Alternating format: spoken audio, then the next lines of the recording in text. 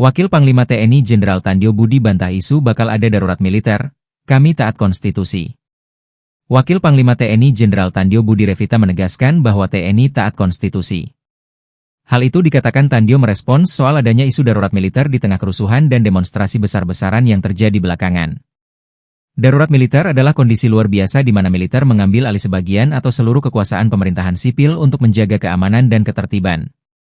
Saya sampaikan bahwa TNI dalam hal ini taat konstitusi. Tadi saya sampaikan bahwa TNI saat ini dalam satu soliditas yang sangat kuat, antara Kementerian Pertahanan, Mabes TNI dan Mabes Angkatan. Kalau ada anggapan seperti itu tentunya itu sangat salah, jauh dari apa yang kita lakukan, kata Tandjo di Kompleks Parlemen Senayan, Jakarta, Senin, 1 September 2025. Salah satu syarat dari darurat militer adalah adanya kerusuhan itu kan, dan ya punten itu udah menjadi trending topik nyampe di Twitter, jadi